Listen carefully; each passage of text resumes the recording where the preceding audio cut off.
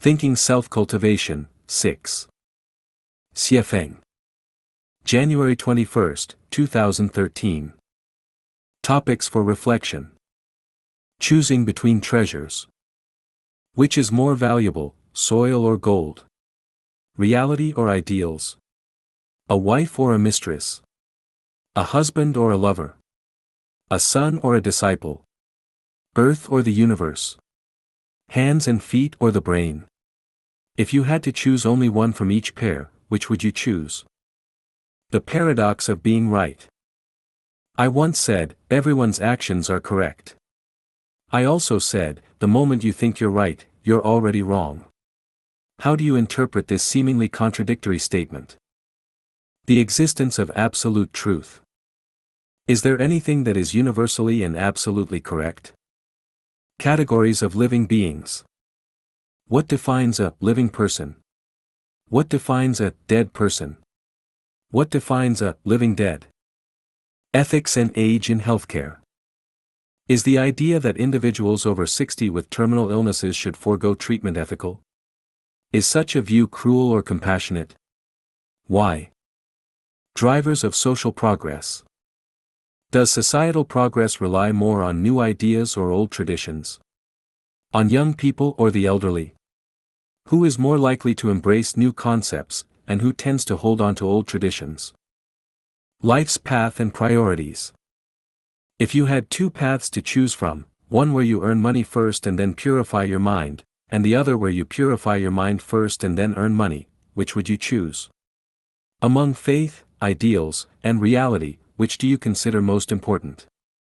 If given a choice between a scripture, a basket of money, and a piece of land, which would you select? Sources of mistreatment. If someone insults, humiliates, bullies, or exploits you, whose fault is it? Is it the fault of the greatest creator? The fault of the law? The fault of societal moral values? The other person's fault? Or is it your own fault? Thinking Self-Cultivation, 7. Xiefeng.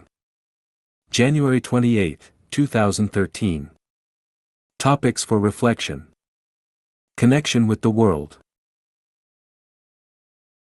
What is the relationship between the clouds on the horizon and the caterpillars on the grass and yourself? Identify which things are closely and profoundly connected to your life. Independent function of the brain. Can your brain function independently?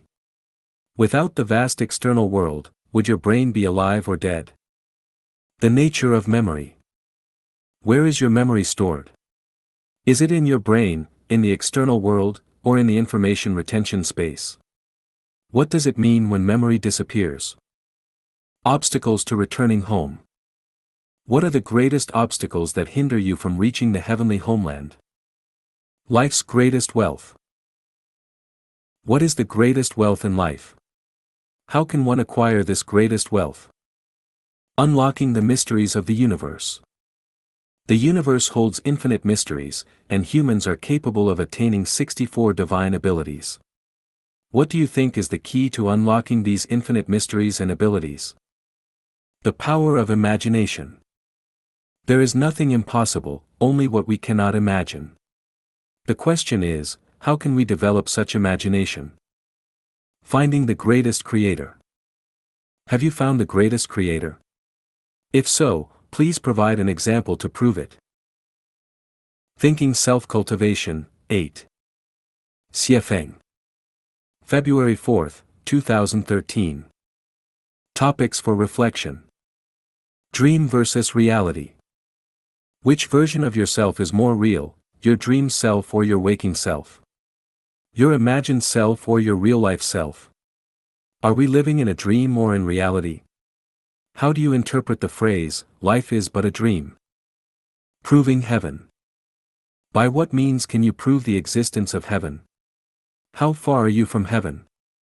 What gaps remain between you and heaven? The existence of time. If everything is growing, aging, and dying, why claim that time doesn't exist? How can you prove time is non-existent? Can you reverse aging, return to the past, or leap into the future? The illusion of life. In dreams, you experience joy, fear, and worry, but upon waking, you realize it was all just a dream and find the events laughable. Knowing that life itself is no different from a dream, why do people remain attached to it? Why do they get emotionally invested in gains and losses, joys and sorrows, and life's fleeting experiences, even when they know it's all ephemeral like bubbles? Process versus outcome. Which is more important, the process or the outcome? What is the dialectical relationship between them? Would you choose the outcome or the process? The challenge is that all processes are controlled by programs, leaving people powerless. Should we then submit to destiny or strive actively? Striving might conflict with the program, while submission could result in missed opportunities. How should one walk the path of life? Predetermined life. If everything is programmed, inevitable, and predetermined, then every word spoken, action taken, and person encountered is fated. Life's blessings, misfortunes, longevity, and happiness are all predestined.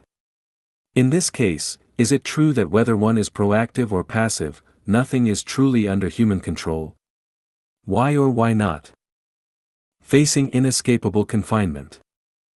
If you were permanently trapped in a sealed concrete room, or an earthquake confined you to a small space with no tools and no chance of rescue, the inevitable outcome would be death.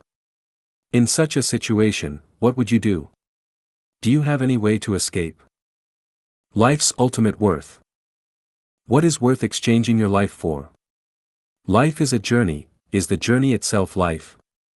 Can life exist without the journey? How should we conduct ourselves during this journey?